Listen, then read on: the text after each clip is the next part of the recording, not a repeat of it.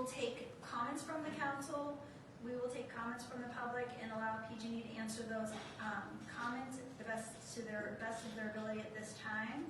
And then we'll do the same thing with the City of Ukiah and the Electric Utility Department.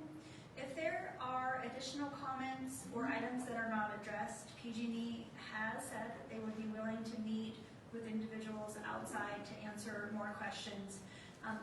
Please, when we do get to the public comment section, if somebody else has already asked your question or made a similar statement, if you could please refrain from repeating the comment and include only new comments or questions that hadn't been addressed yet. I would appreciate that. Thank you. Allison, Andy.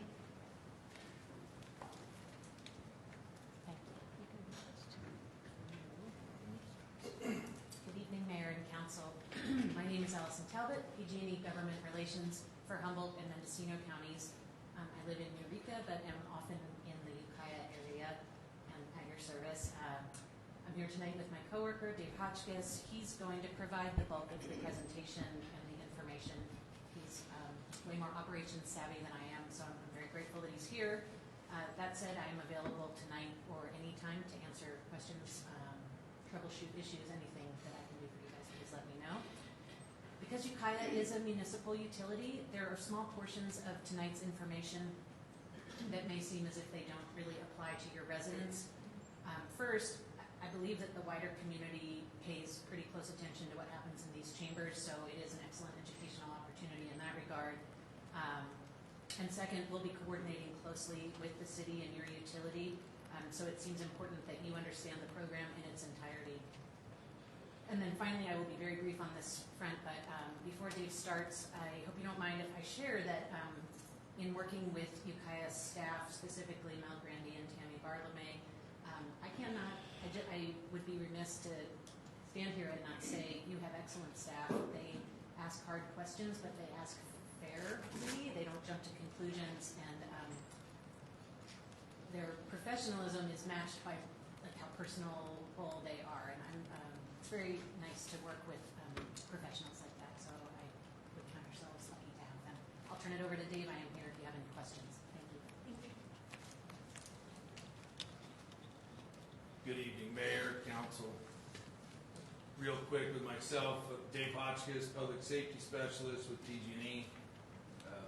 My main job is wildfire representation of the company on a major incident. Secondary is doing meetings and presentations such as this, trainings to fire and police, EMS.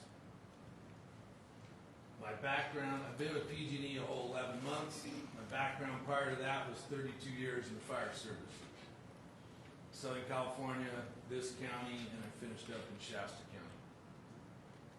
So we're going to talk about the Community Wildfire Safety Program that PG&E established in 2018. It's 3 different peers with monitoring and intelligence, and we'll get into these specifically as we get going. Enhanced safety measures and system hardening and resiliency. Quickly, a map of the area. Ukiah sits in the middle of the map there. The Tier 2 is all the yellow, which is elevated fire threat area. So on the monitoring piece, PG&E set up the Wildfire Safety Ops Center, and that's where I started and worked last summer and through this winter in that office in San Francisco. And basically they're monitoring PG&E system from Santa Barbara to Lake Shasta and Oregon, looking for new fire incidents that are a threat to the PG&E infrastructure, the transmission, distribution lines, any kind of threat to PG&E's assets. With that, they've installed, and we're working on installing 1,300 weather stations that are basically at fire weather raws that's reading the temperature, humidity, fuel moisture, and wind speeds, directions. Okay. Right now they've put in, I think it's 330 of them or so across the territory, and the goal is 1,300 by 2022. And in the fire service world, knowing what the weather's doing and looking at a public safety power shutoff, knowing what the weather's doing, and then validating that is a big part of the entire program. In addition to that, the goal is to add 600 high-definition cameras. Basically, it's the fire lookout for the 21st century. And right now, we're up to, I think last count was about 40 of them across the territory. They're going in slowly. Usually it's on a mountaintop. There currently isn't any in Mendocino County. There's a couple in north end of Sonoma County, one on Mount St. Helena, one on Canocte Peak, couple in southern Humboldt County. Eventually, as schedule permits, there'll be some, and hopefully Laughlin Peak will get one at some point. Would be a good spot for one in this county. Another leg of the three-piece leg we spoke about earlier is enhanced vegetation management. Coming from Southern California, where you don't have trees, you have brush and grass, the PG&E territory it's overgrown. It's more woods than not. About 40 to 50% of it's in the Tier 2 or Tier 3 area, so close to half. So under the enhanced veg management, we're going in and aggressively clearing along power lines. And there's a diagram there, minimum 4 foot around a conductor, a power line itself. This is for distribution. And up to 12 feet trimming limbs and trees back to keep them away from the lines and hopefully not cause a fire. Now, as Allison said, Ukiah has its own distribution utility, but these all play into effect in the community, and there's transmission work in the vegetation management world as well. So under that, after the 2017 and last year's fires, particularly the Camp Fire in Butte County, PG&E implemented additional inspections of the infrastructure, basically in the Tier 2 and Tier 3 area, the map we saw earlier. They're conducting these inspections, looking at towers, poles, conductors, aerial, they're climbing them. If they find something wrong, it goes on the list to be fixed, basically. If it's a priority, they took a line out of service east of Paradise Chico that still isn't running any power, that they're working on trying to bring it back online. So they're doing this, like I said, visually inspected from the ground. They're using drones and helicopters, right? Anything they can to get out and just validate what needs worked on or what needs repaired. So under that, when they find issues, and it's not an immediate risk, they follow the preventative maintenance procedures we have, and basically it goes in the hopper to be fixed. If it's an immediate repair, it'll go on the list. And it depends on the range and the area, what the line is. If it's running a major community or substation, something like that, it's going to be a priority over some of the other ones. I know specifically in Calistoga, they've been working on a transmission line coming from Lake County to there, and it's been a high priority, and they've actually brought in a couple of generators of that substation when they've taken the power down on that transmission line to keep the community in power as the project is happening. The other piece of that is the system hardening, changing out wood poles and putting in metal ones, right? They last longer, they're not susceptible to bugs and woodpeckers and rot. So 7,100 miles in the highest risk areas is what we're working on now, installing. Replace other equipment, and then they have a pilot resiliency zone that they've started in Angwin where they've sealed off the community electric-wise, or have the ability to, and then if they get to a public safety power shut-off, they'll be able to bring in a generator and supply, like the center of town, gas station, key, firehouse, key infrastructure, and keep the key part of town up and running. But that's a pilot program that they're working on, and it's not a widespread thing yet. They're trying to determine the usefulness or the ability to do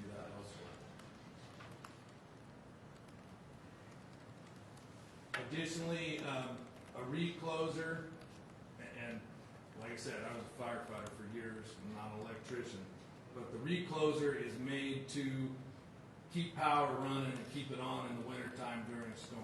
You get a tree or a branch come down across the conductors and short it out. It'll send a test down. The recloser's the box here on the pole. It'll send a test shot of electricity down, and that's when you notice your power will flicker, then it'll go out, and it'll flicker again, and then hopefully it'll stay on or go out. Well, the recloser is doing its job trying to clear if it's a small limb.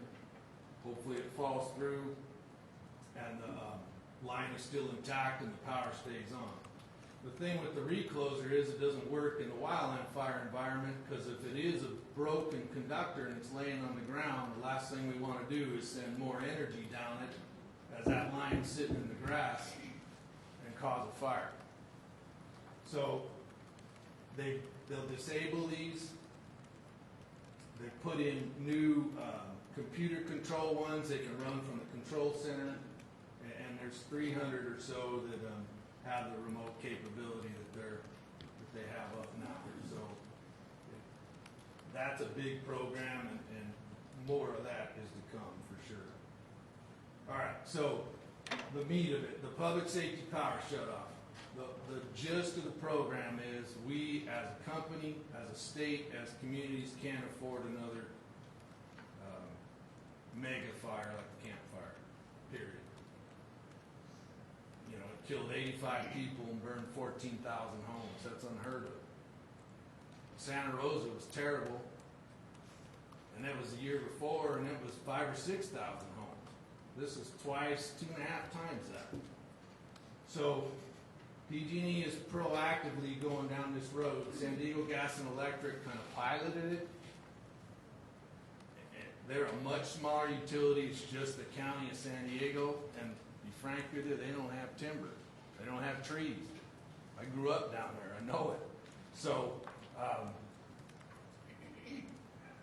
with the amount of vegetation in PG&E zone, this is a tool that we're going to use more and more to hopefully minimize new fire starts. So it's going to be during a red flag warning. It's not going to happen in February, right, when the wind's blowing 50, 60 miles an hour, when there's a low pressure system moving in and raining on us. So there'll be a red flag warning, and that's declared by the National Weather Service. There's 6 or 7 offices that touch California, and they don't all play the same red flag warning lingo as the next one. So the LA office, or Oxnard, will throw red flags for low humidity and high temperature, which the Sacramento Valley is like that every day during the summer. So they don't use that criteria there. So it'll be a red flag warning. It'll be low humidities, generally below 20%. Below the 20% mark in the wildland fire environment, you start getting numerous spot fires that are hard to contain and control. Forecasted sustained winds of 25 miles an hour with gusts of 40. And this is where the weather station piece comes in that we spoke about. That's how they can determine through the fire weather zones that are set up what the weather's doing and if we're reaching those thresholds. I'll come back to dry fuel.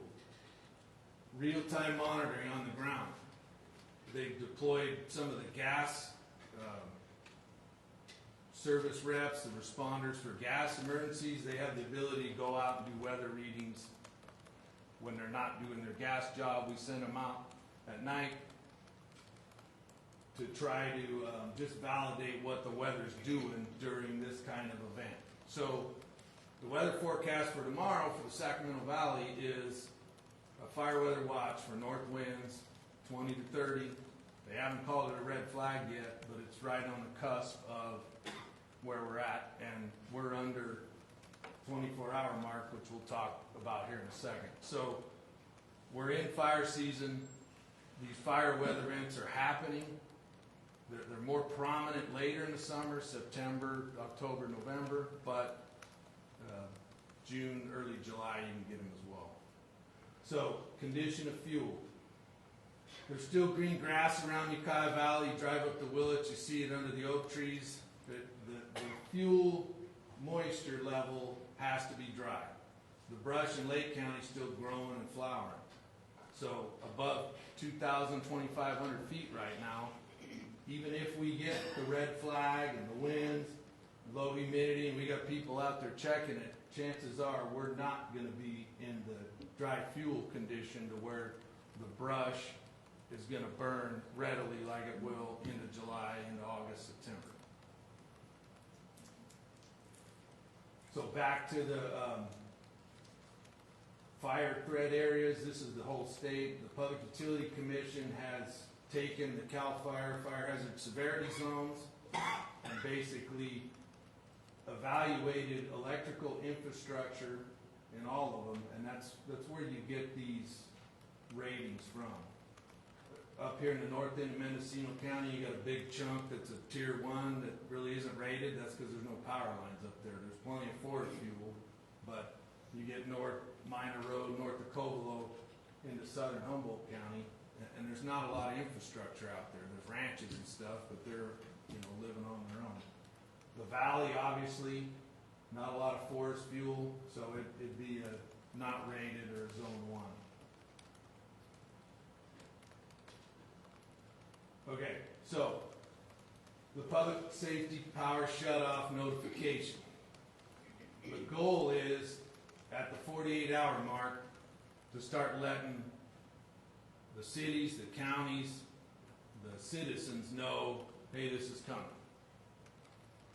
The priority or the first phone calls go out, and it'll be a live person calling all the 911 centers. So Ukiah PD, the Howard Forest, the fire dispatch for the fire agencies in the county, the county OES will also get a call, and it'll be live person saying, hey, we're at the 48-hour mark, we see a red flag warning coming, we could potentially shut the power off in these areas. At the 24-hour mark, they give another update. And at that time as well, then the social media starts going out. They start sending the robocalls to the customers saying your power could be shut off. 24-hour mark, they do the same. Just prior, there'll be an announcement, 2 to 4 hours. And this is ideal world. Like I said, tomorrow they're forecasting a north wind event in the valley for 1 p.m. or so. So we're already under that line as it is. So before the electricity's turned off, there'll be an advisement.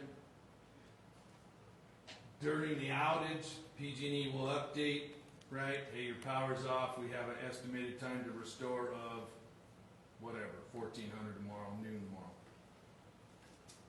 And then once the power is restored, they will give notification it's back on. It's going to go out via email, phone calls, automated phone calls, Twitter, mass media, San Francisco, Sacramento, media markets.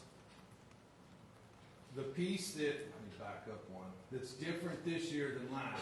Last year, it only encompassed tier 3 areas, and it was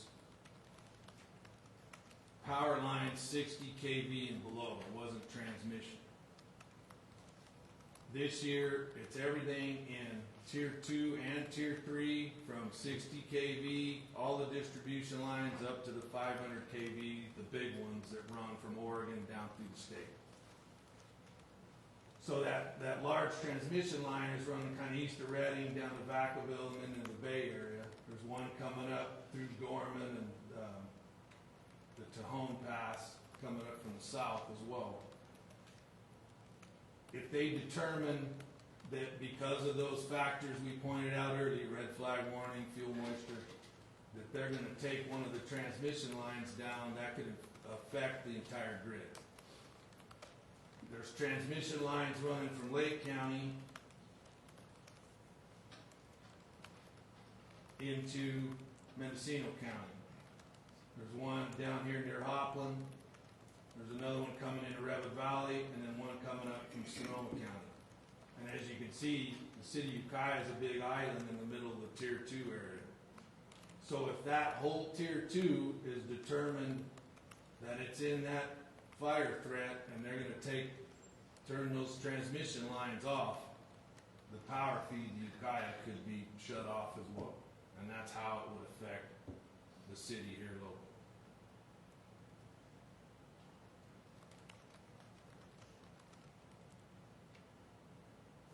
Okay, so we talked about time.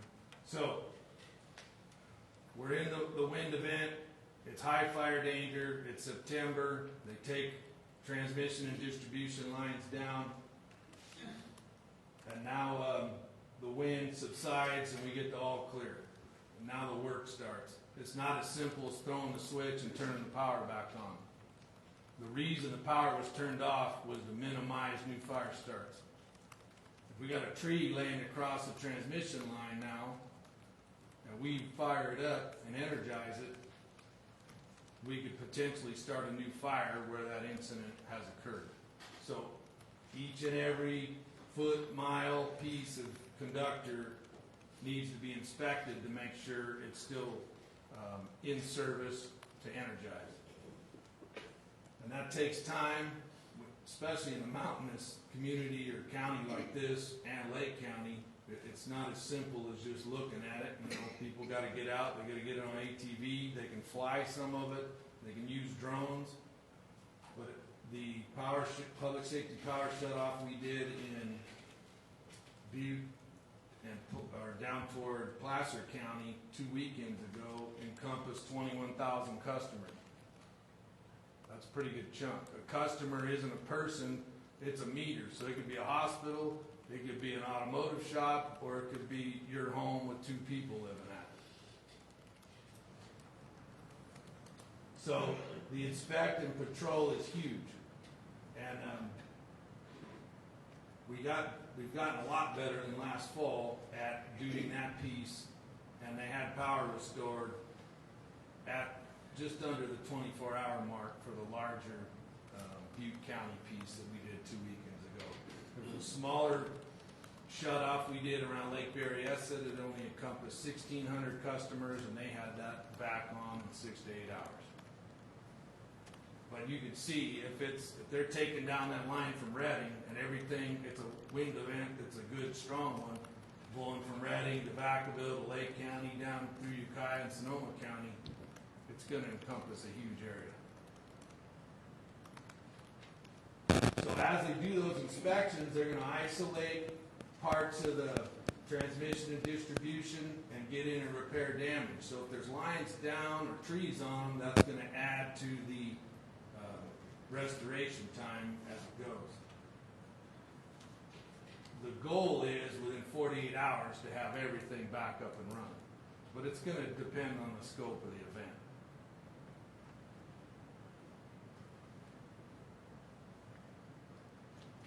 So we'll get to the restore power piece, right? They'll energize, they'll notify customers that power's back on, and like I said, that's going to be the piece that takes time in here, is doing the inspection and patrol to get back to where we can re-energize. Okay, so part of our job is to reach out to the community and the customers and just make them aware this is happening. I was in Riverside County last weekend, and Edison's doing the same thing on the radio. You hear public safety power shut-off commercials. You can hear them for PG&E in this area as well. They've sent mailers out to all 5 million plus customers. Additional outreach in high fire threat areas. Okay. We're holding an open house. Willits, July 18th. And it's in the evening, 6 o'clock. They're right around there. We'll make sure. We'll get the info before we and that's basically for Mendocino County citizens to come and get this same presentation and ask questions as well.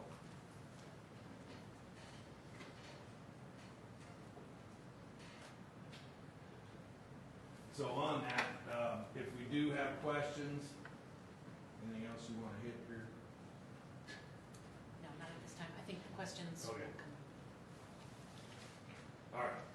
So in the presentation, it's basically a program to minimize the risk of fire. It's something that we really don't want to do. PG&E's in the business keeping the lights on, but this is a tool we have to use in the changing fire environment, so we don't have another catastrophic, or minimize the risk of another catastrophic fire like last fall. Thanks. Are there any questions from the council for PG&E this time? I'm not seeing any. So at this time, I would like to open up the public comment for questions for PG&E on the presentation, anything that you didn't hear an answer to. And again, after that, we will have the City of Ukiah do their presentation about our preparations, and then we'll have another round of questions that might not have gotten answered. Are there any community members that would like to come forward? Please come forward and make sure you please state your name for the record, but it's not required. I'm going to have to excuse my back one way or another. My name is Don Crawford. I have 2 PG&E accounts. There's so many things. Please forgive my shotgun approach to this. First of all, the safety shutoff is a voluntary action, not based on an event other than the climate. It's not a compromised wire. It's just a Mr. Crawford, could you please speak into the microphone? What we'll do is we'll gather all of the questions, and then we'll make sure that PG&E answers all of them at once. Thank you. Sorry about that. I apologize. I know it's a little, we're working on it. So it's a compilation of weather factors that will voluntarily shut down the service to a great number of people, exposing them to the usual misery, some medical risk, and so forth. So my question, I have a couple of questions, and that relates to this. If the technological developments were such that the system would automatically shut down in the case of an event like a compromised wire or crossing wires, then it would shut down immediately. The power would not hit the ground. I'm sure there's technology out there that could, at some point, at some expense, bring a lot more safety without having to do these voluntary climatic shutdowns. And the other thing I want to mention is I'm really curious about the dynamic between, say, the board of directors of PG&E and the expense for safety development for the citizenry. It seems like there's been a lot of technology in the last 100 years, and it seems like this is all of a sudden a big thing because of the horrible tragedy, but I wonder if the vigilance has increased because of exposure rather than a normal vigilant safety program through the expense of having research and development and then incorporating that into the system. And I think that's it. Thank you. Thank you.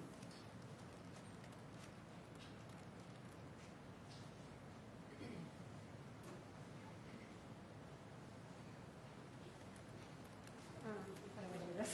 Yeah, it's probably a little tight. Can I just bend it? Yes. My name is Judy Lurie. I live in the city of Ukiah. And thanks, PG&E, for coming in.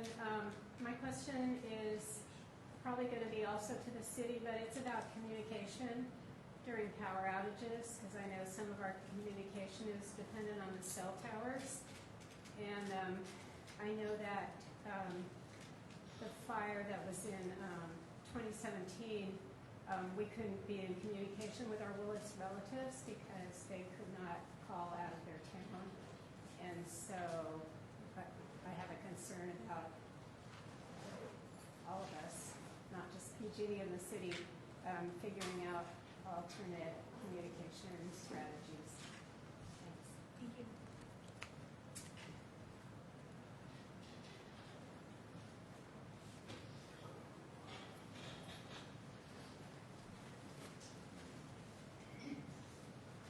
My name is Alan Huang. So I myself is a resident for the Ukiah, and I'm also the safety director for the Buddhist Association in Talmadge. So I just have a question.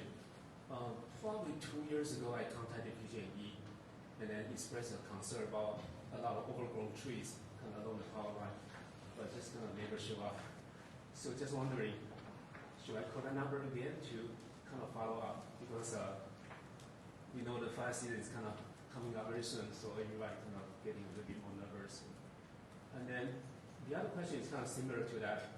So when this kind of regional power shutoff, will that affect the cell phone tower operation?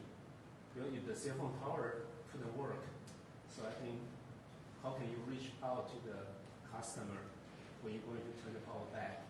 So I'm just wondering, would that be just rely on the landline phone or any other way to kind of reach out to your customers? So just two questions. Thank you for your questions. And I know it seems very awkward, but if you could just speak into the microphone, we're recording your questions and PG&E will be able to answer those. Okay, my name is Vishnu. I live in Ukiah.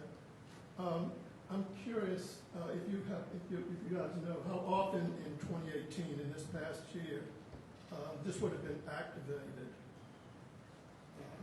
Assuming you probably have all the data from last year and you know how you're going to use it this year. Another question would be, you said the power could be cut to Ukiah if it was cut for the surrounding areas that are within the two zones. And I assume there's lots of wires and you can't say exactly, but it's just sounded like it wouldn't necessarily be Ukiah would cut off even if the surrounding areas were. If you could comment on that. And that inspection afterwards, I wasn't clear on, that's not using technology except if you like flying a drone over. It sounds like it's walking the lines. And I don't see how in the world you could walk those lines in any reasonable time frame. So once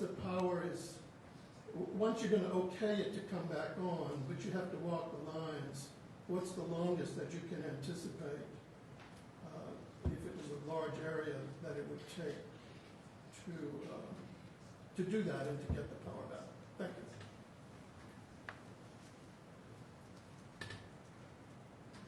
Please come forward if you have questions.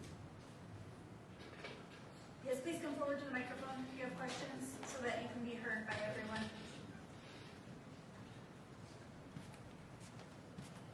Yes, George Poor. My question is, what is the anticipated backup power situation for the water, sewer, and hospital? Thank you. Thank you. Yeah, part of that will be answered by the city, their presentation. So my name is Kate Maxwell, and my question was if you could speak a little bit more about whether or not there's been any effort to identify people who may have home medical devices, and if there's been any recommendations or things that PG&E is doing to help assist those customers. Thank you. Please come forward. And if you could just please speak into the microphone so that everybody can hear you. My name is Anthony Gitzi, and I'm a Ukiah native and former Reed County resident. And I question the compartmentalization of power outages in regards to, for example, if there's, say, a fire issue or potential in, say, Reading, would power still be shut off in Ukiah because the power grid is possibly so intertangled, or has it been compartmentalized so that there wouldn't be say an outage in such a large area unnecessarily, perhaps? Thank you.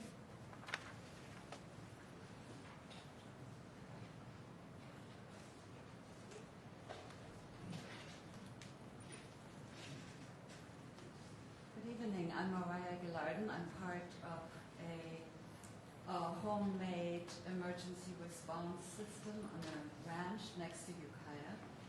And I have a sort of a hodgepodge of questions. I understand that the Public Utility Commission is requesting of PG&E to file within 10 days of an incident of shutdown a report to explain their decision-making process. And that deadline is today for the June 8 and 9 shutdowns. And I wonder if that has occurred, because that would be really interesting to see. It's sort of the first time there is an assessment of the decision-making process. The second question is, I heard from friends of mine in Yolo County that some of their neighbors were shut down, they themselves were not. And people were sort of woefully unprepared for the shutdown because there just hasn't been enough public education about it. And what they were sorely missing was a way to pump water because they were on wells, which hindered their fire suppression, and also the turn on times were often too long for them to keep their livestock in water. A little detailed when you talked about how to get rid of vegetation, I heard that Roundup was used by PG&E, and I wonder if that's a myth or a reality. And yeah, that's it for now. Thank you.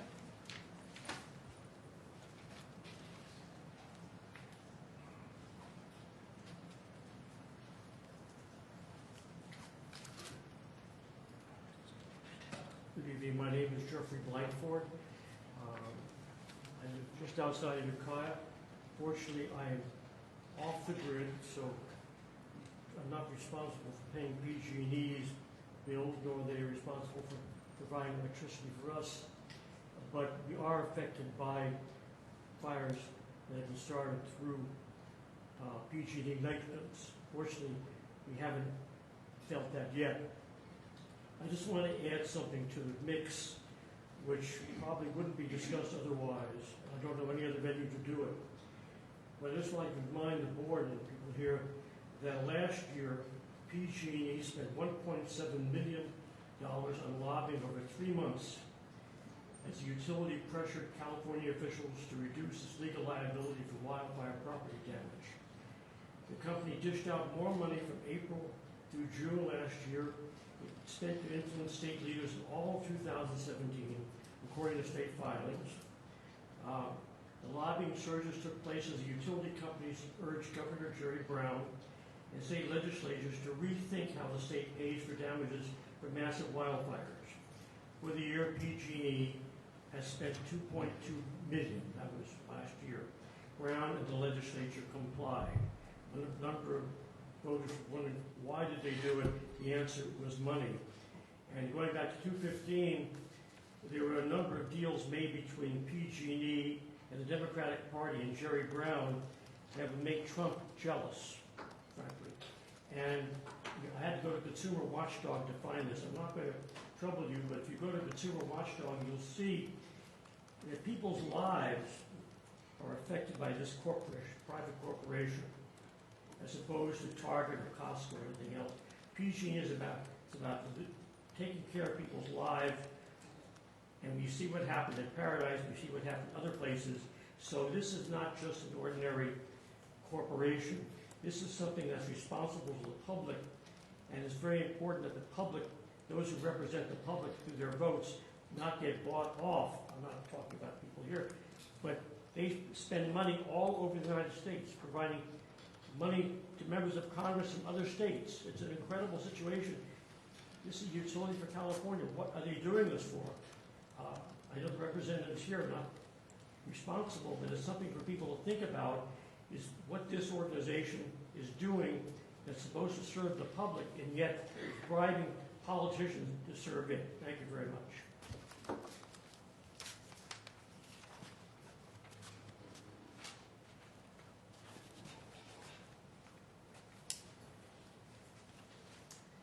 Hi, my name is Julie Beardsley. I'm with Public Health with the county, and I'm here as a citizen, a private citizen. I live on the west side up in the hills, and I'm very concerned about what's going to happen if we don't prepare for this.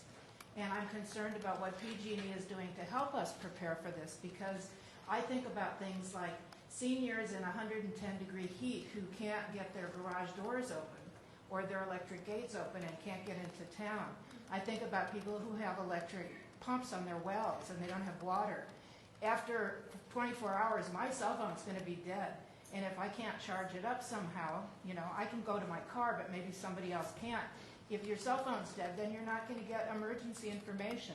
And I'm really concerned about if the electricity goes off and there's an emergency, how are we going to handle this? So I really hope that PG&E is going to work with us and we'll dedicate resources to helping us solve some of these problems. Thank you. Thank you.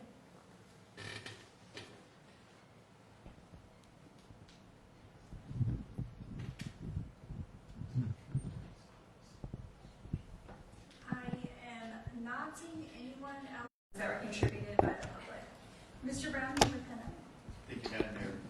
At least one of the speakers, in my opinion, questions or opinions were aside of what tonight's agenda is about, and I don't think PG&E has the answer to those questions. I think that the questions need to be stayed within the agenda item and then how it was published. Okay, thank you for that feedback. Allison and Dave, would you mind going forward? If you could help us address some of the questions that were asked, and then we'll have the City of Ukiah presentation. So we were both taking notes diligently. Taking notes. We'll go through and hit what we got. So first of all, one of the questions about medically fragile customers, and I neglected that in the presentation.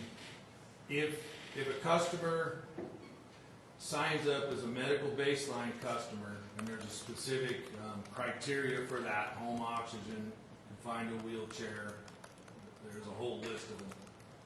They can be part of the medical baseline program. It gives them a break on their bill to a certain extent.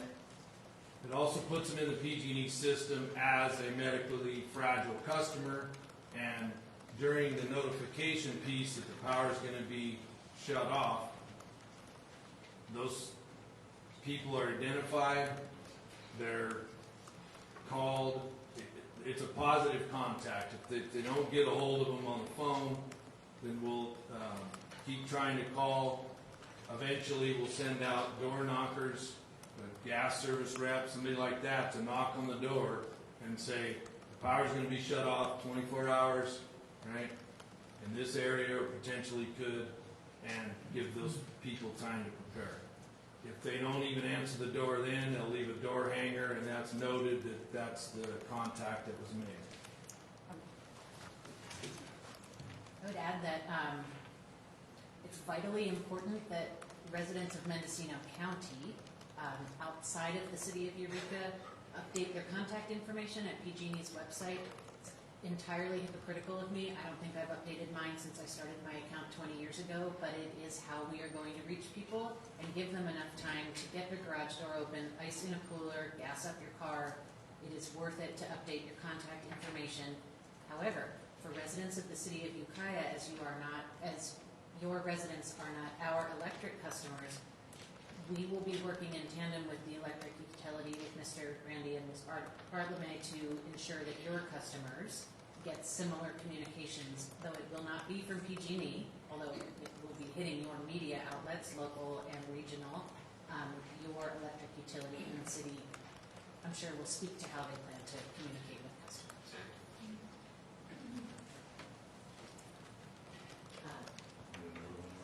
Cell towers. Well, so cell towers came up. Basically, AT&T, Verizon, the cell carriers, they've been advised that we're going down this road as well. most of them have minimum of battery backup, 6 to 8 hours. Depending on the site, you go up to Laughlin Peak, there's a backup generator for that facility. Now, that doesn't mean if that generator doesn't fire when the power's turned off, they could be on the battery on the 6 to 8 hour clock. So they're aware of it. No, we can't guarantee the cell sites are going to be up for the duration. We can't guarantee the power is going to be on. We're taking the power down to minimize fire starts.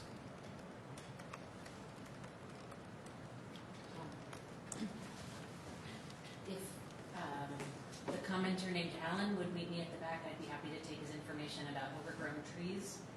And Fishing asked how often would this have happened in 2018? Well, yeah, so looking back at 2018, obviously it was a different program. It was only the Tier 3 areas then.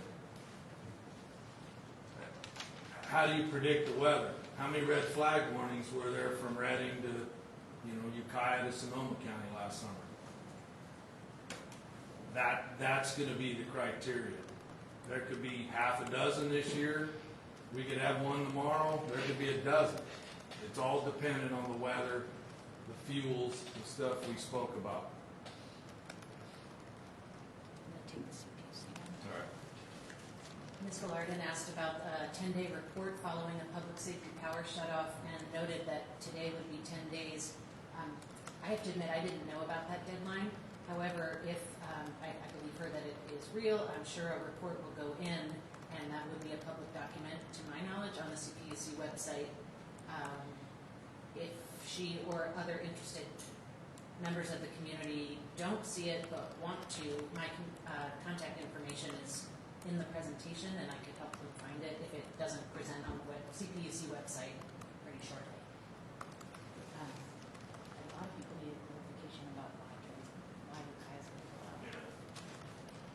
Okay, so as to why Ukiah could be taken down, I have that in a couple places.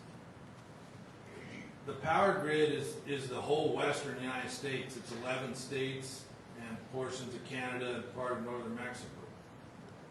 And it's all intertwined. If you throw in an event that's affecting Northern California at the same time Southern California is having a Santa Ana wind event, they could turn it off at both ends. Edison do it down at Gorman or in the Grapevine area, and PG&E east of Reading. That's going to affect huge parts of the territory. And that would affect the smaller transmission lines coming from the valley up through Sonoma County, across through Lake County, into Mendocino County. I was just going to add that even if the larger statewide transmission lines are still active, still energized, there are transmission lines that feed our region or feed this particular region that both cross, that electrify this community. Those transmission lines cross in Tier 2 and 3 areas, and they're in very similar weather pattern areas. I don't know the technical language, but climate conditions are similar. I really genuinely believe that there's a chance they'll go at the same time, and then this community is impacted. It could also happen that only one of them is experiencing the sustained winds or something like that, in which case we'll be able to feed the community through the other line. So just because Lake County's out of power, it doesn't mean that the same will happen here, but it could happen here, and it brings up another point that I really want to be careful about how I say this. Dave already mentioned this. We don't want to do this. This is a last resort move. But I live in this region too, and an emergency could happen in a minute from now or tomorrow or a week from now that has nothing to do with a public safety power outage. I feel really blessed that we do live in the kind of community where we know our neighbors, where we know who's elderly, who might need a hand, who needs a little assistance. Go ahead and be mad at PG&E, but use this opportunity to prepare yourselves for any emergency. A Cascadia subduction zone event, an earthquake, an outage that's not related to fire. There's all kinds of things that could happen, and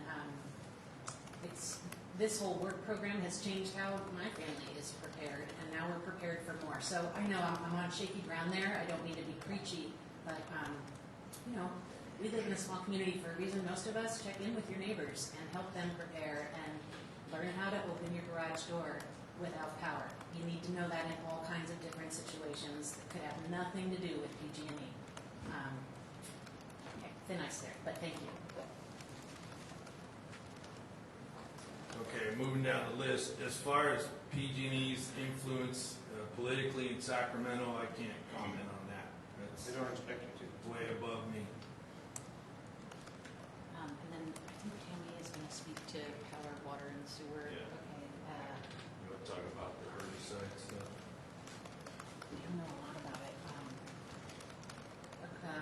Ms. Larden asked about whether or not PG&E uses Roundup to deal with vegetation. My genuine belief is that we do not use Roundup. However, we use, hold on one second.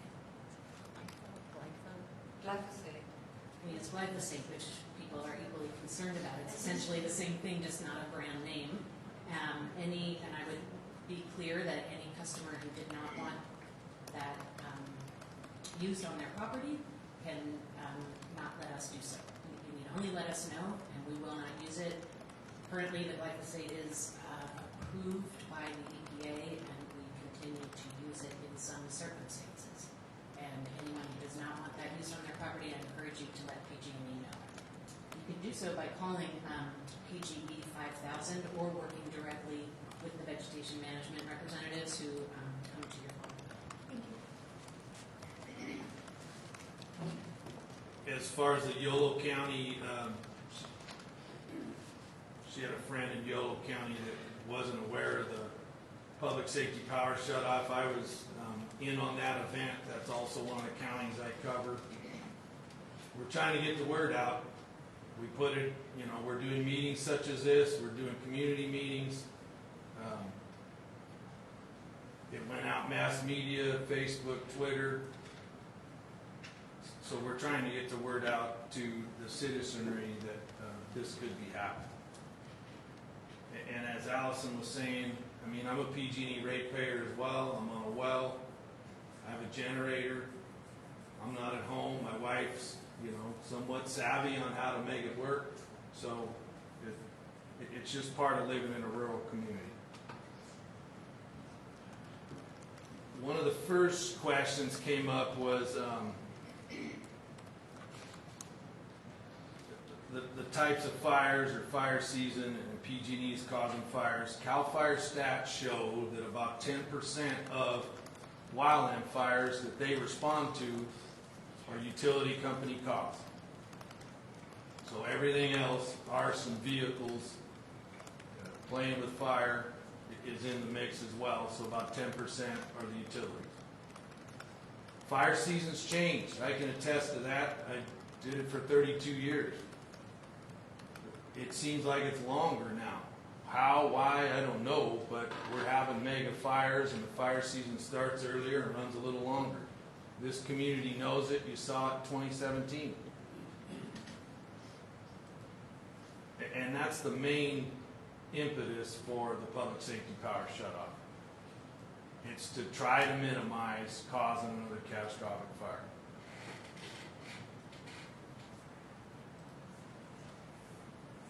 As far as inspecting the lines, no, we don't walk every one of them. We walk where they can't drive, where they can't fly it. If it's overgrown, you know, running up Highway 253 toward Boonville. If it's overgrown and the copter can't fly it and the qualified electrical worker can't inspect the line from the air, then they're going to have to drive it. If it's between, you know, the Serpentine Road where he cannot see that line, then he has to get out, or that person has to get out and walk it and visually inspect it. They use ATVs. They can use drones in certain areas. It's just one of the pieces, but some of the lines they have to get out and physically walk.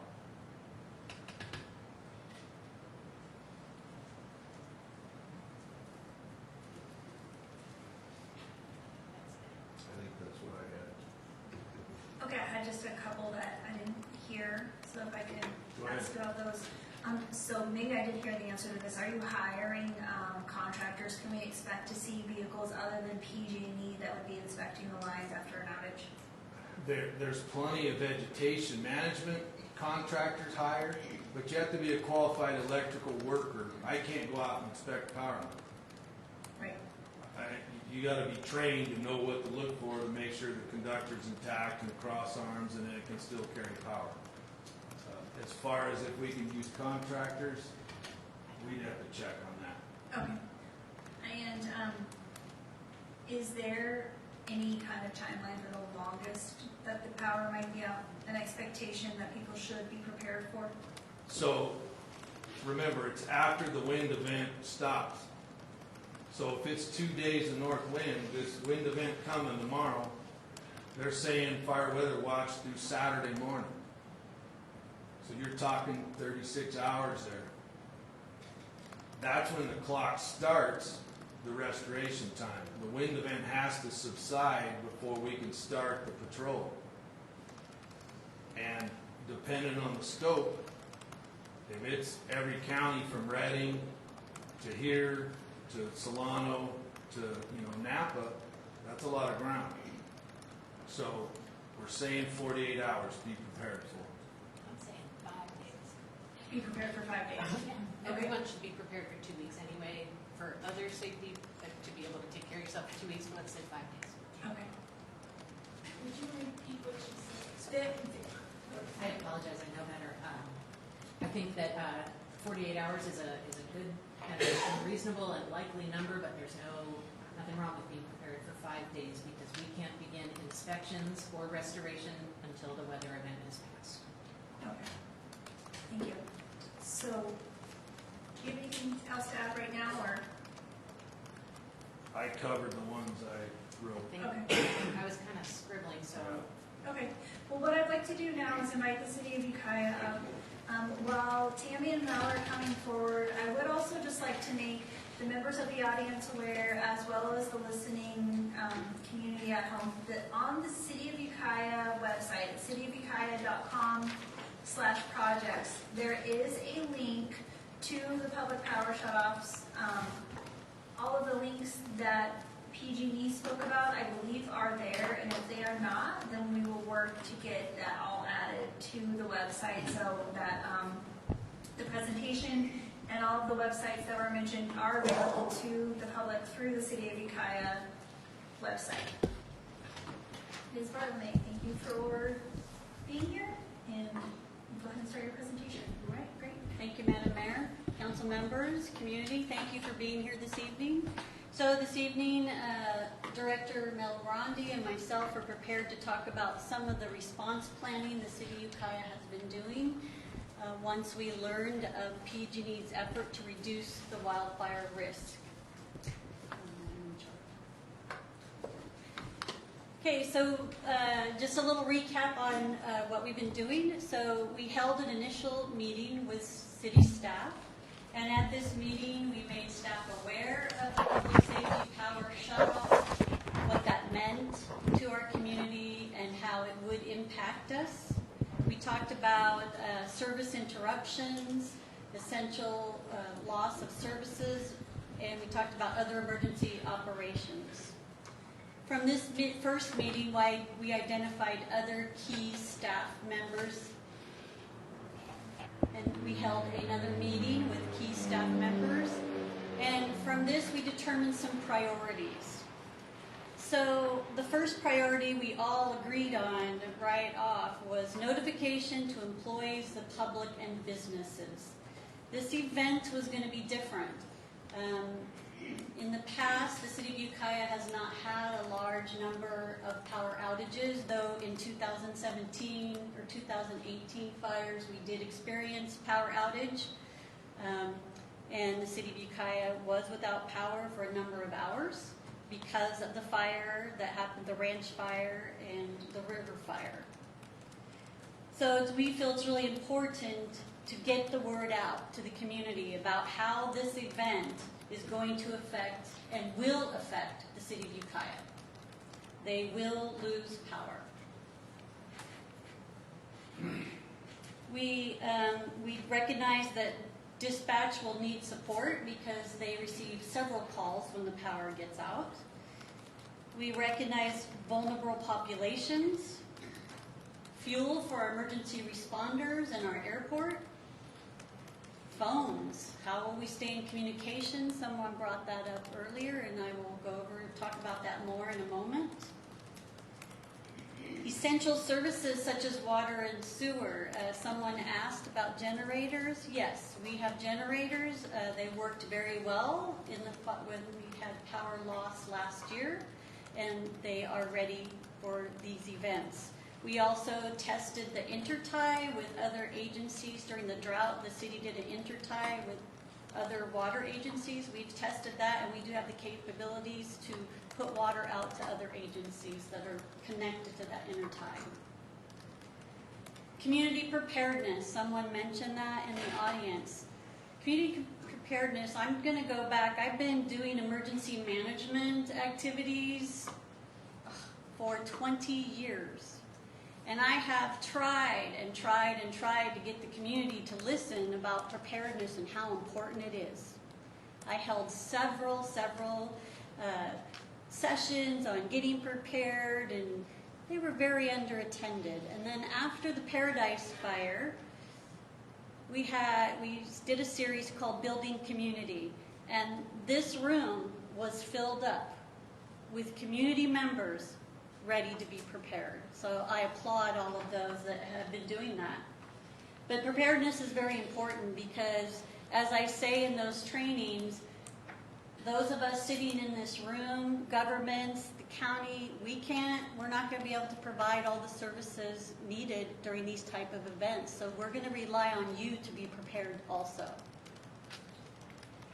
We have some very active groups in the West Hills that have been getting prepared. They've held several meetings. They've come to several trainings.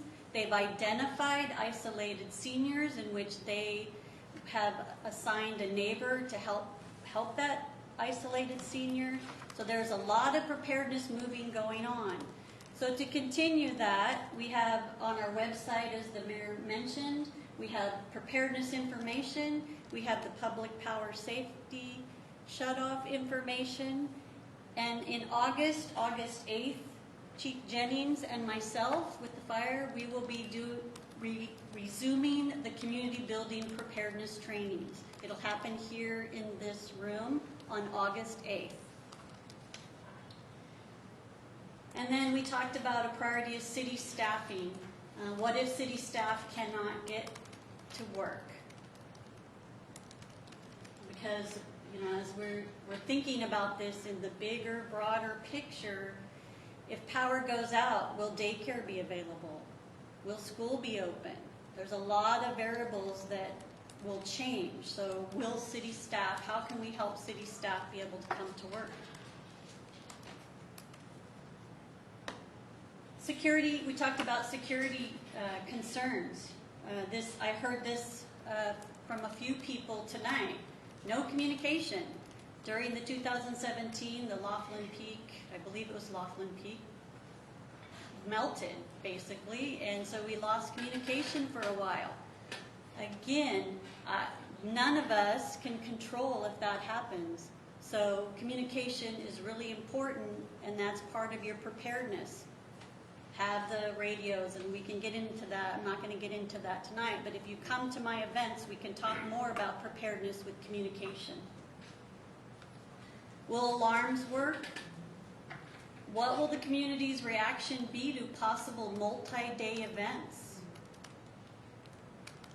And not enough police officers for response. Obviously, we're going to need more patrol. Will we have enough officers to do that? Will we be able to call in? We can call in for mutual aid, but will we be able to do that? Will they be responding elsewhere? And the same for fire, because there could be a fire happening at the same time. We talked about the hazards. There could be, again, limited communication or no communication. We talked about traffic. Obviously, the traffic signals are not going to work. So Public Works is prepared to set up flashing barricades. They will be out watching traffic and helping watch traffic along with the police department. We talked about some of the hazards of food and garbage. If multiple stores and multiple homes, and say the power's off for 3 to 4 days, we could have those multiple entities losing food. That's going to cause a garbage backup. So we've been working with the waste solutions and they are prepared. They'll stay in operation and how we can dispose of that food. Some of the obstacles we talked about is the cost of these events. They are likely not going to be reimbursable by the state or FEMA. So as we work at getting our resources and our supplies, as you can see on the second bullet, I'm talking about needs, supplies, and resources. We'll need backup fuel. We'll need increase of inventory of critical supplies, working with entities like MTA for buses possibly to take people to a cooling station, extra generators. At this point, our costs have added up. If we were to bring in extra generators and other needed supplies, the costs have added up to over $150,000. But let's not forget about the other loss of revenue that could happen. If we are without power for 24 hours, then our utilities would see a loss of about $45,000 for a 24-hour period. And then let's talk about the rippling effect of businesses.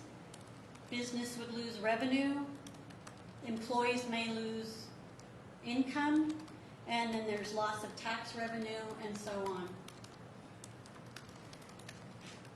We talked about, in our planning, we have planned on response and mobilize, possibility of welfare checks, extra security, and again, I talked about traffic and having staff ready and prepared to put barricades out, flashing barricades, and watch traffic. And then we talked about coordinating agencies. We need to find out what all the other agencies are doing or how some of those agencies can help us. So North Coast Opportunities is a great partner. We'll talk about the communication plan soon in the future here, but they've agreed to help us man a call center or an information center. And as I mentioned, MTA, help with busing people to a cooling station. County agencies will be a great partner. This evening in the crowd, Rick Elhert with County OES is here. We're working together on coordinating resources. Businesses will be great coordinating, and West Business Development Center. Initial actions is to prepare and inform staff, community, and businesses of these events and how they can prepare. And we also are securing agreements for essential services such as generators, fuel, and other resources that we are in need of at this time for these events. We talked about vulnerable populations, and Councilmember Crane, when I reported under the city manager report at the last council meeting, you mentioned oxygen and those who rely on power for their oxygen. I did talk to the oxygen company, one of the distributors, and we will be working with them. They're going to be sending out letters to their customers, letting them know of this event and how they can prepare, and then they're going to allow us to put that information on our website. And if we can get power to a cooling station, there is a possibility they'd be able to refill their oxygen tanks. Those are other things we're looking at.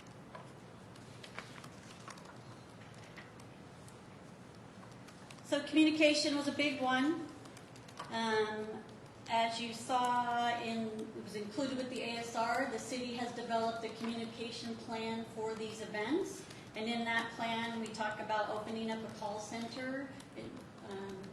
so people can call in if they need to ask questions.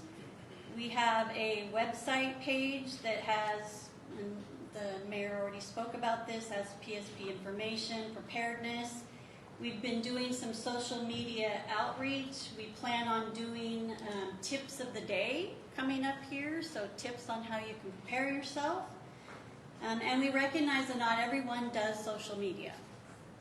We understand that. So we did a utility billing notice, went out last billing cycle, I believe. And then, we sent communication out to our employees. We're going to need our employees to be able to come to work. So we sent out communication to them, helping them get prepared also.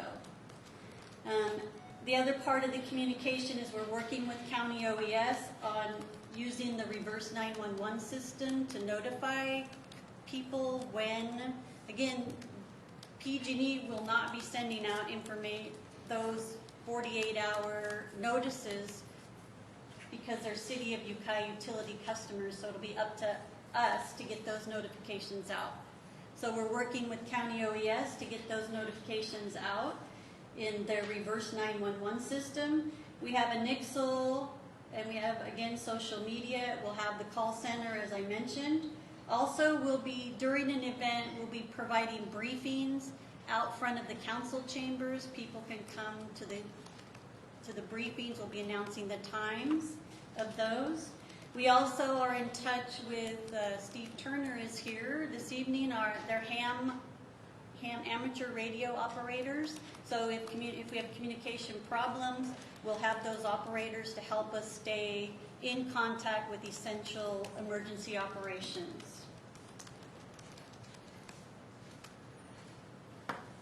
We have, as I said, we've identified stakeholders. These are just a few.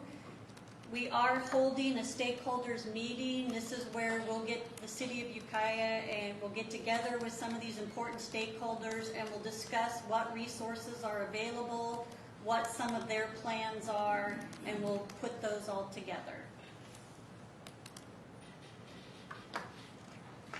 So the public power shut-off events are not a designated disaster event. So there's more than likely, as I mentioned, no state or FEMA reimbursement for response or resources of the cost that it costs to do this. No communication from PG&E. This is up to the city utility and the city other departments. So the public safety power shutoff is fast approaching. These events bring challenges to both the city and the county. But the purpose of the PSPS event is to prevent devastating wildfires and loss of life and property that we saw last year in multiple fires, and we experienced it in our own county. So as a longtime family, I've lived here forever. I believe what Allison was saying, preparedness is important. And as I mentioned, preparedness has been something I've been trying to get people to do forever. So if this is what it takes to get people prepared, we got it. We can do this. As a community, we'll do this together and we'll make it through. Thank you, Tammy. Mel, do you have anything to add at this time?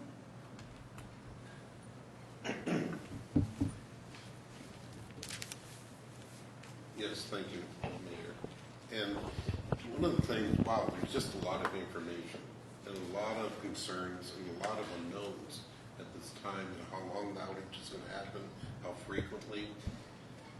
But I think Tammy hit the nail on the head with, we all have and need preparedness, from knowing how to open the garage door to how to call somebody or get a hold of a family member if the system doesn't work.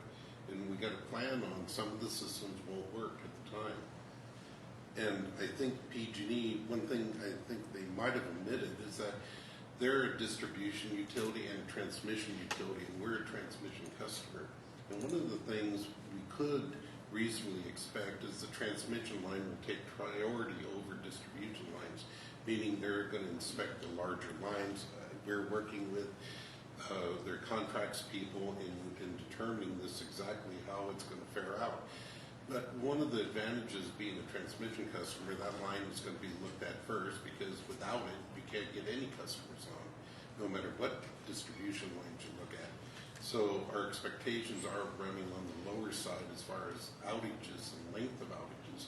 But still, you got to prepare for the worst, which is 5 days, we're being told.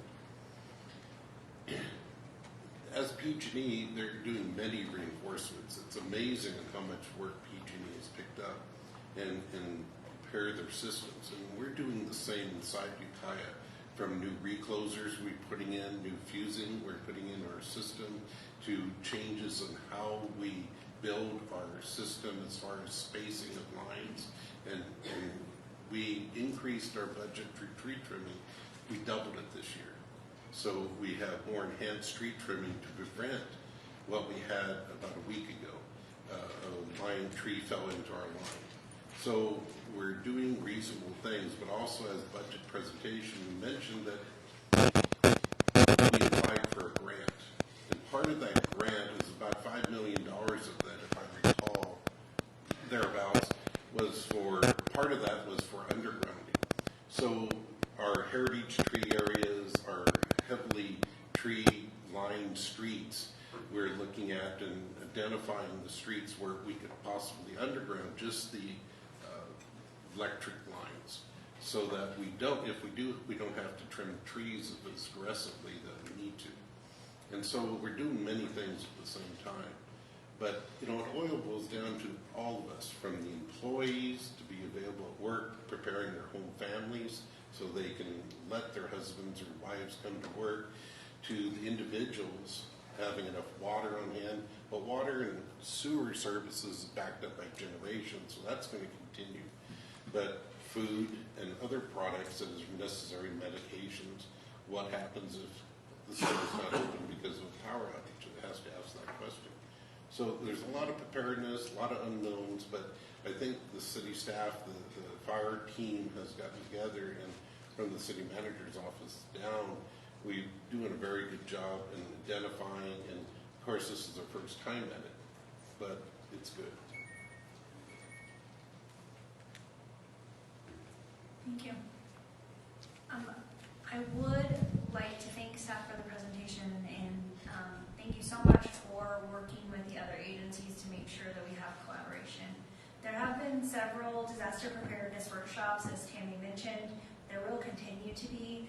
You can find more information about being prepared for disasters of all types on the city website at cityofukiah.com/Office of Emergency Management, which is our disaster preparedness organization. We talk about everything from floods to earthquakes to wildfires, and it really is important that our individual households are prepared to handle such an emergency. And as was mentioned, really important that we make sure our neighbors are prepared, and that we're prepared to help neighbors that can't help themselves during times of emergency. This is definitely an opportunity to reach out to your fellow community members and make sure that you have a system in your own neighborhoods to reach each other during an emergency. Are there any council questions for the team at this time? Mr. Scalmanini. A couple of questions come to mind. I heard generators mentioned a few times. Is there any plan to use battery backups instead of generators?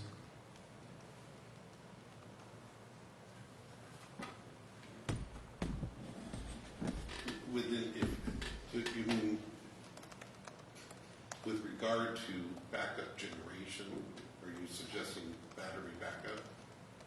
As one of the options, yeah.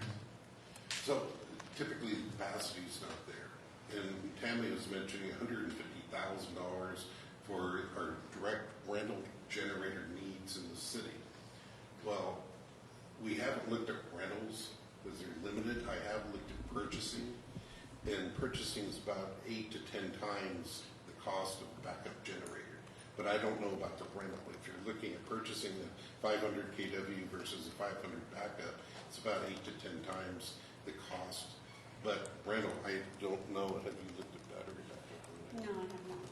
Well, some of our systems do have some battery backups. For example, our traffic signals have battery backups built in, but that's only designed to last for a few hours. So beyond that, yeah, we'll be moving to manual solutions. But the gas power generators really provide the longevity that we need to plan for these events. Okay, thank you. The other question I had, I don't think I heard anything about notifying local media, but the radio seems like one of those ways to get the word out. So what's the plan for getting? Oh yeah, we will be releasing public service announcements, fax. We have a whole system set up where we can put the message out and it goes immediately out to radio and newspaper. Tonight's presentation is really just the beginning of our major outreach. We did start putting messages in all of the customers' utility bills within the last couple of weeks. But following this presentation to the council, we wanted the community to be able to hear from PG&E as well. You'll be seeing a significant amount of public outreach, including social media and correspondence with our print and radio partners in the community. Vice Mayor Crane. Regarding health issues, heat without air conditioning, there are more than a few people that would be severely compromised. Everyone has a refrigerator, and a lot of people have freezers. That represents an investment, or protects an investment in food, which would spoil after some not particularly long period of time. I suspect that there would be folks who would see that as an opportunity for some form of commerce to provide power to people on a rolling basis. It might be worthwhile to try and set up something that is organized rather than a mad rush that evolves in the moment of a method or a set of methods or opportunities, a path to power for people to preserve and store food. In terms of medicine, there are people who are on peritoneal dialysis that runs on electricity in their homes. There are dialysis centers that rely on power. So digging a bit deeper into those, I imagine, is on the list as well. Thank you. Mr. Roscoe and then Mr. Scanlon. Will the customer bills have also flyers in Spanish to notify them? Yes. Additionally, there's a fantastic resource on the internet. It's prepareforpowerdown.com, which can be translated into multiple languages, including Spanish. We also plan to have outgoing messages on our power outage hotline in Spanish and additional translation services available for the important messaging. Mr. Scanlon. Are there any barriers in the policy or even legal arena to those people that have solar systems empowering their neighbors' refrigerators and freezers literally with long extension cords from their property?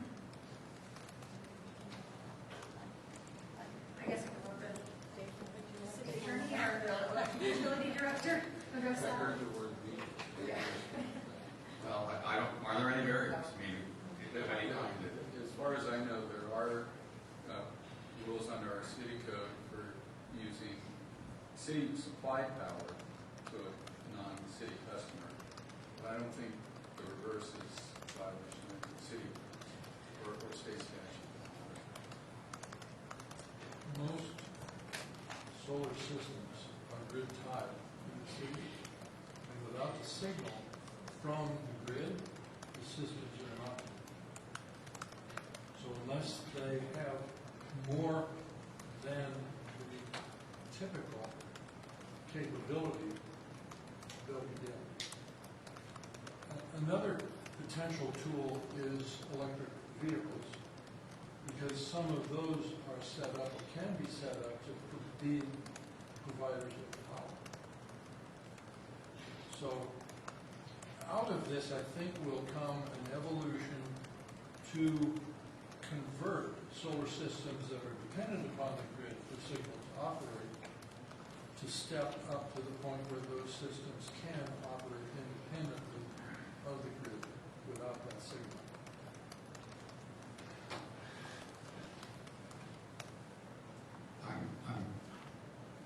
I don't know how they get the signal, so I don't know enough to necessarily pry into. They clone the cycles. I think that if people have solar, they'll be able to figure that out, or maybe ask other questions. But there are a lot of people in the audience, and I'd like to get to the public comment. Let me clarify what that means. I think what I heard means that people with solar systems on their homes during a PG&E power outage, their freezers and refrigerators are going to melt also. I think that's what I just heard. Okay, seems like we need to work around that, but I'll take it up separately. Yeah, I think that people with solar systems will be able to work on that. I did have a question before we open up to public comment. Director, if we could just move on to public comment, I would appreciate that. Regarding enrollment and notification, so PG&E has a notification system. The City of Ukiah uses Nixle. We've already talked about how residents should really be signed up for every alert system that they can be signed up for, however disruptive that may be. The Sheriff's Office in Mendocino County also have a different system. Regarding automatically enrolling electric utility customers, is there any mechanism or means that the city has to send out reverse 911 calls or what have you based on electric utility, or only if they sign up for Nixle? Well, so that's the partnership with the county is the reverse 911 system. If you have a home phone, it will find you and it will call you. You don't have to register. Okay. But if you have a cell phone, you need to register that number. Okay. Yeah, to answer your question, no, there isn't a link between our City of Ukiah utility customers and a notification system, but we're working to duplicate that through other means. Nixle is also available in Spanish, so when customers sign up, they can get the notification in the language that they need. Okay, thank you. I do think that it's important to open up this item for public comment. I would ask that you please come forward and state your name, though it's not required. And I understand that it's fairly awkward, but please speak forward and into the microphone. We'll take notes and address your comments at the end all at once. So please do come forward at this time if you have comments or questions, concerns, ideas for the City of Ukiah as an agency for dealing with the public safety power shutoffs. All the safety aids. Thank you. Good evening, I'm Susan Canuck of Ukiah. I just have a brief question. Will ICE be made available for the public?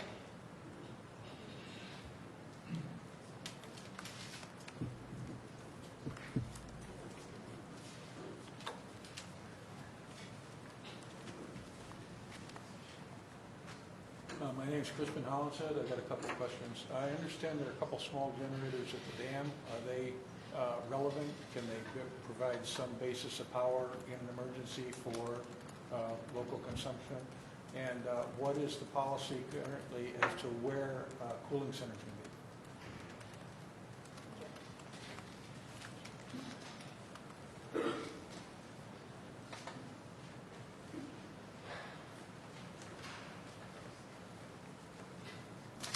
Hi, my name is Lisa Mayfield, and I am an employee of DCI Dialysis. So we actually are worried about the hundreds of vulnerable dialysis patients that are out there that if we don't have power for, they could die in 72 hours, let alone 5 days. So I noticed on your list, you didn't have us on your stakeholders to come to that meeting. If you could add us, because we are very worried about that. And when we found out that the power outage could actually have a whole larger area than we thought, because originally we were thinking we could ship our patients to other dialysis centers. It looks like we could have 5 dialysis centers out at the same time. So that's just something we need to address. Thank you.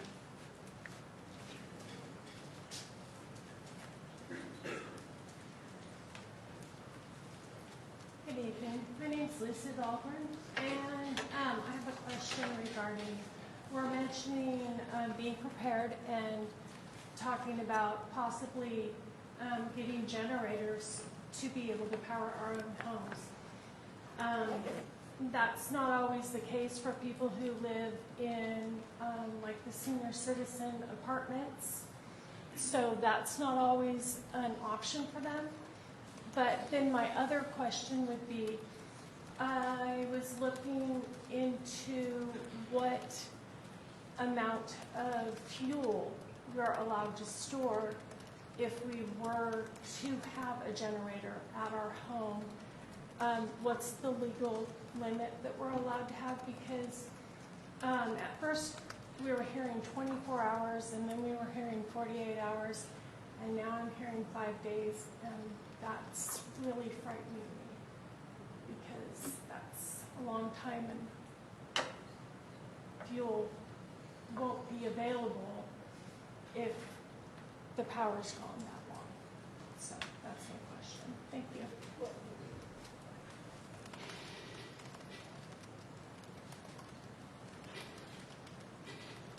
Please come forward, thank you.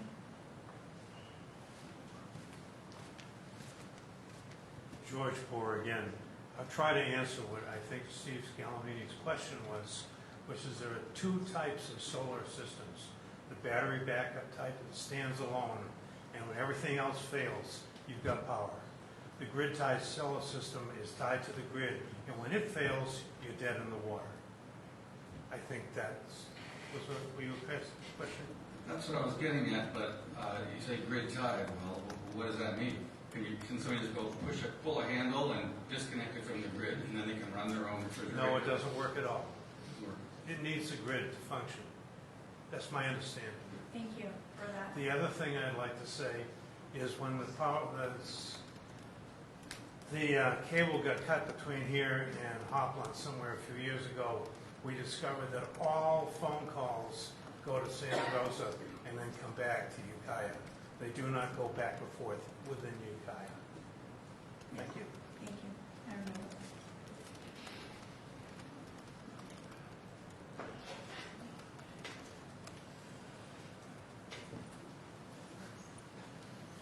Mariah Gillarden again in this interesting discussion about grid tie. We observed the installation of larger solar systems on farms, and the way that functions is if you are grid tied, you have the advantage of feeding your power into the grid. You don't need all the battery backups. However, when the grid goes down, you're automatically shut down in order to protect the workers who might go onto the lines to do repairs. So that's taken very seriously. There are huge fuses that cut off the stream that may come in through your solar panels. But there's a way around it by producing your own storage system. Thank you. Thank you for that. Yeah. I really want to stay on topic. We have a lot of people. It's been a long evening, and I want to just make sure that everybody's questions are answered. So thank you for that information. There's another contribution in order for a community to organize its communication system. There's a really beautiful example at the Point Reyes Disaster Council in West Marin. If you go to their website, it's a bilingual website. It connects two-way radios, it connects the fire stations, it connects the local community radio station, and they're automatically in an emergency work together. So that's a great place to look at, and you have it all here. You have a radio station. Thank you. We'll take a look at that. Thank you very much.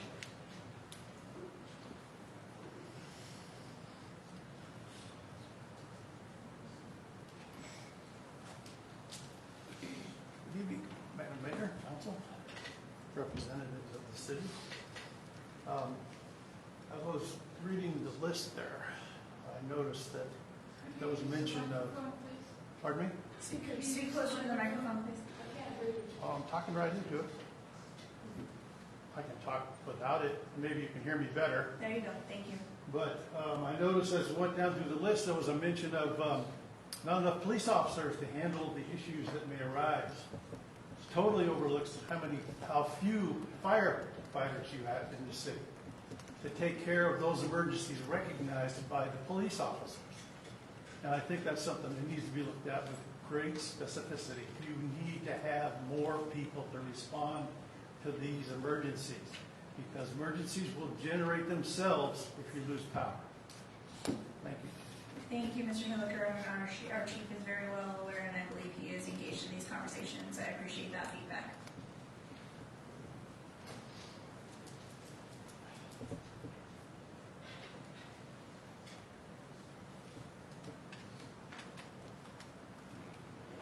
My name is Nolinka Geek, and I'm just going to interject something a little positive in all of this.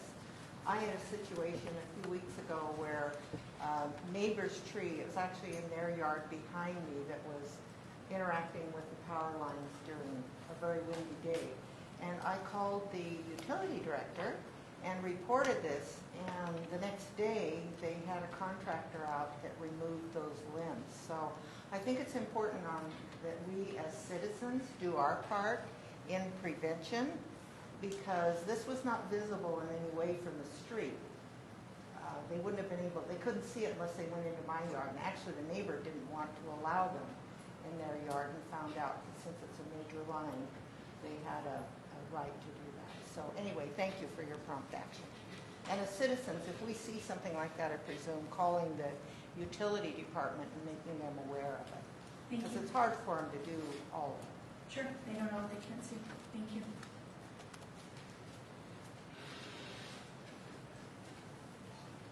Does anybody else have questions from the audience that haven't been addressed yet that they would like to have addressed? I'm not seeing anybody come forward. So staff has been taking notes. I have been taking notes. I would like for the community to again use the cityofukiah.com as a resource to find some of the answers to your questions. If there are questions that are not answered, please do use the email options and phone numbers that are available on that to send that so that staff can update the frequently asked questions and inform the public to the best of our ability to questions that you might have. There is a comments section on the city website right at the top where you can leave an email that will be addressed. We have an app on your phone that you can use to ask questions, or have trees, streetlights that are out, other concerns that you might have, you can use that as well. Tammy and Mel, did you want to direct, Vice Mayor Crane, no, there, okay. Did you guys want to address the questions that we have? Yeah, so the first question I think Susan brought up was, will the ice be made available for the public? I'll have to look into that. At this time, we do not have the capability to store large amounts of ice, but I will look into that and look at other resources and possibilities. There was a question about cooling centers and also the generators at the hydro. We're looking at bringing power in from the generators. We found a couple of issues that we have to do testing on to see if it's viable to bring the power in without the grid. It's basically a standalone generator at that point. But our plan was to bring power into the town, into the north end of town to the high school as a cooling center, but that's one option. But there's some technical issues with that, and I'm not sure if we can do that. But also we're looking at placing standby generation at the conference center. So this is still in preliminary discussions, but we're trying to firm them up as fast as possible, and the public will be notified on those.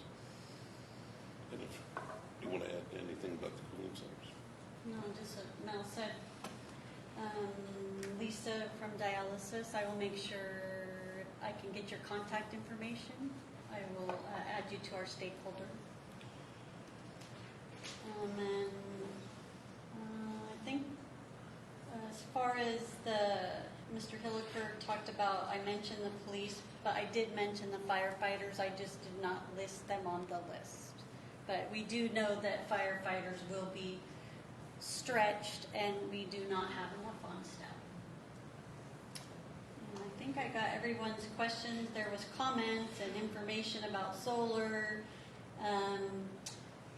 about fuel. Yeah, how much fuel, do we know how much fuel you can store at No, I residence? do not. I will have to look at, I will have to find that information out. Okay, I think that might become a frequently asked question. We'll work to So get I that will- information and can provide that on the website. Perfect, yes. Yeah, I think it's also important to know, we didn't really spend a lot of time talking about that, but the individuals that are using generators for their own homes should really be aware of all of the safety rules that come with your generator.